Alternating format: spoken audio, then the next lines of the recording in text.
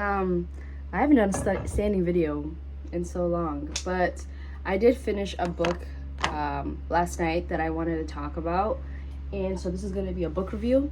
I finished Kafka on the Shore by Haruki Murakami. I talked about wanting to read this book, I think in my last vlog. I wanted to make sure it was in my July wrap-up, which it will be. What an interesting book. So this is not my first Haruki Murakami.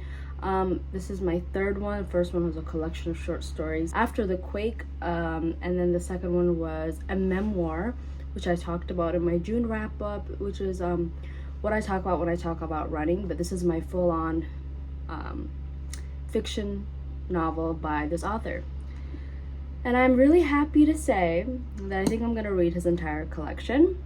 This is such an interesting author. Like, I feel like after finishing this book, I was like, you know what? I don't have answers to everything. I don't have a conclusion. But I think I'm starting to learn that I like it when authors leave room, a lot of room for interpretation. He leaves a lot of room. He's kind of like, you gotta figure it out. But yeah, so this book is about, it follows two storylines. The first one is about a 15-year-old boy, teenager, named Kafka, who is trying to find himself. He hates his father, so he runs away from home. The second storyline is about an old man named Mr. Nakata, who, when he was younger, something happened. When he was on, I guess, let's say a field trip with a bunch of students, some paranormal thing happened where they all went unconscious.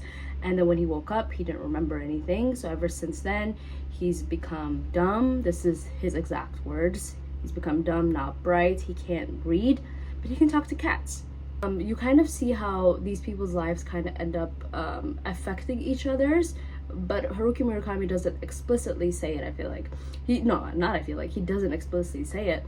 A lot of this book is focused on like having like some sort of entrance stone, and how your spirit and body are two completely different things. I feel like Haruki Murakami is playing with like time, fate, and destiny, and what happens when you make one decision and how it affects like another person's life. It's just so weird. It's really weird. It's super weird. In this plot line, you also meet some very interesting characters like Oshima, who is this really nice, like 20-something-year-old transgender character who works at the library, a private library that Kafka ends up living in after he runs away from home. He is such like a very calm character and keeps the story kind of grounded, because the story is very chaotic and there's so much happening, especially that Kafka, the teenager, is trying to make sense of. And I feel like Kafka runs to Oshima to explain to him what's going on or what's bothering him. He's kind of just a really good friend. Oshima is just a really good friend to Kafka, and he's always there for him. And Oshima's character just, I think, represents like stability in the story, because there's so much happening, and I think Oshima just keeps everything very calm and grounded, and like he's kind of like represents the reader of the book, honestly, because he's kind of the one, in a way, kind of helping the story move along, and tries to come up with like explanations of why things may be happening. And yeah, I felt like he was he didn't do much in the story, but it honestly felt like he was sort of the glue of the story that kind of connected reality to magical surrealism. He ended up being super nice to Kafka, and Kafka and him just developed this really nice friendship, and I loved Oshima.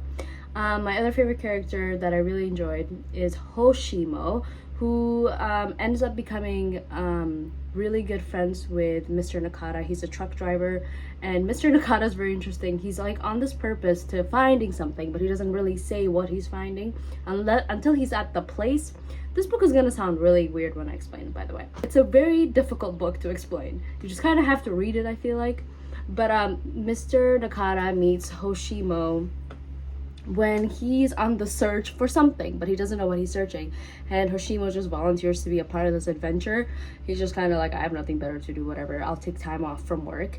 And he's a very like, I don't really care type of attitude. I don't want to hear it if you have a long story. He kind of closes the door and disappears on people. He's very like flaky. I guess his ideology on life is like, you go to your crummy job, drink a beer at night, and go to sleep, watch TV. But you know what I'm saying? That's kind of his mindset. But then he meets Mr. Nakata, who has this interesting way of living where he's just kind of like, we'll see where we end up once we get there. That's kind of his philosophy on life. He's not purposely trying to like sound like that. That's just like kind of who he is after what happened to him when he was super young, right?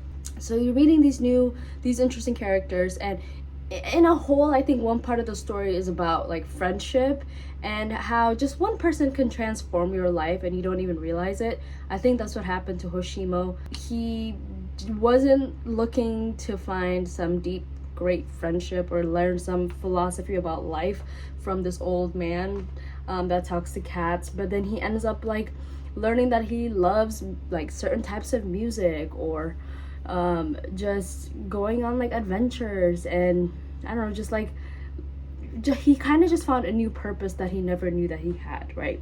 So I thought those were like two very well written characters. Another character I want to talk about is Miss Saki. I'm so sorry, I don't know how to say it. Sayaki.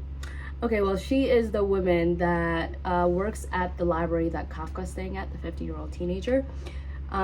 She's like a 50-something-year-old woman, and she's kind of stuck on her past. When she was young, she fell in love with a man named Kafka, who has the same name as Kafka Tempura. Was that on purpose? When she fell in love with this Kafka character, this Kafka guy that lived like in her neighborhood or whatever, and then he ended up, I'm definitely spoiling low-key.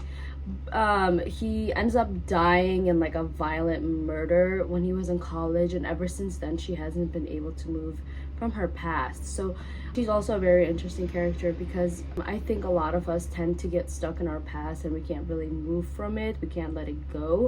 So let's talk about what I do like about this book. So I really like the writing. It felt like a big adventure I was going on. There was nothing difficult per se about this book, other than maybe not having all the answers about what the heck was happening with like these Western like examples that kept coming. There was this one point when Colonel Sanders, like Kentucky Fried Chicken guy, was like popping up out of nowhere, and I'm like, does this mean something? Like, I don't know, we're supposed to come to that conclusion. But regardless, it was just like written in a way where it felt like it kind of felt like a fantasy book. I felt like I was following around these characters, like, I wonder what's gonna happen next, like this is so fun. And it just made it super fun, and I felt like Haruki Murakami was like a puppet master, and I was just kind of like, okay, I guess now fish are falling out of the sky, and I guess now there's a talking stone, you know what I'm saying? And I'm just kind of going along with it.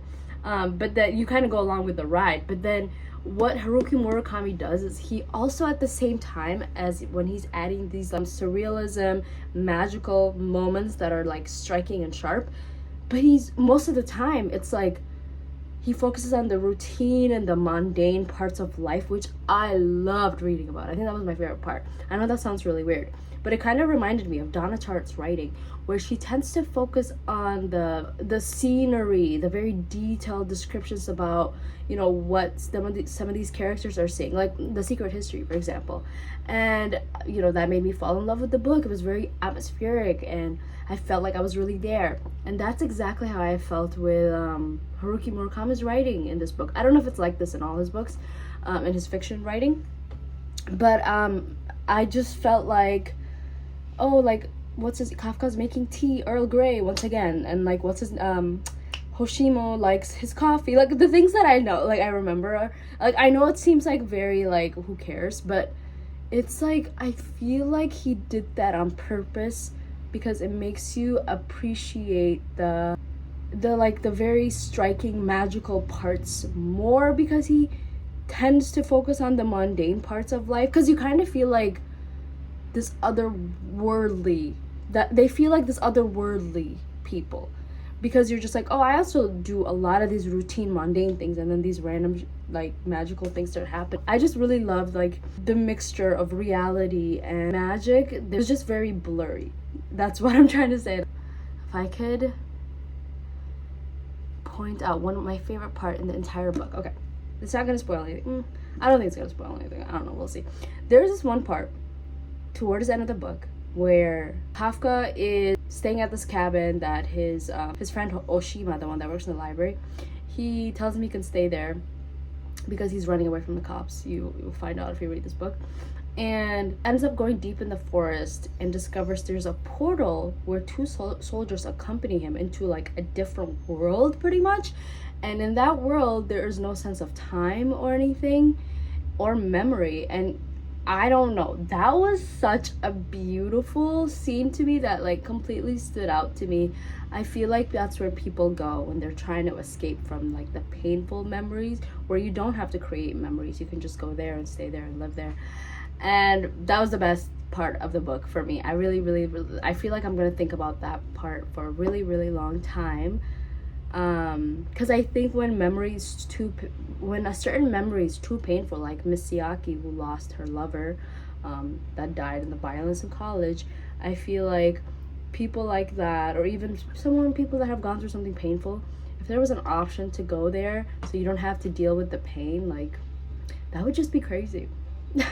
I feel like that was a different way of how people in this reality tend to numb themselves from pain of just life, breakup, whatever your pain is, stress, financial burden. Yeah, so this book is just so much more than about like a 15-year-old boy running away from home. It's about like, I think it's like a philosophical take on faith and destiny and friendship, and how much meeting one person can change your life completely, like Hoshima when he met Mr. Nakata, and how he had a new appreciation for music and friendship, and how he started to take his life a little more differently and started to look at himself a little more deeply than he ever had. But I will say this book was super confusing, and there was a bunch of like open plot holes that I think were done on purpose, but regardless, I rated a 4.5 out of 5. I can't wait to read more of this author's work. I've been told that this is not the best book to read for your first Haruki Murakami book. Technically, it's my first full-on fiction. But I honestly, like, when I read The Wild Sheep Chase, I feel like when I first read that book, I was so, like, not into it. But for some reason, I'm so glad I came back to this author, because when I read The Wild Sheep Chase, I don't think it was the best time in my life to read it, like a best season of my life, but now I feel like I have such a newer and better appreciation for this author. I'm going to read his entire collection. I'm sorry, like, this was so good. Like, go read it. It's so good. Oh my god. I know that a lot of people didn't like it, but I'm sorry. This was a banger. I hope you guys have a good day. I think I'm gonna next video I'm gonna film is probably gonna be August TBRs, or I'm gonna do a July wrap up. I'm not sure yet. Anyway, have a good day. Bye.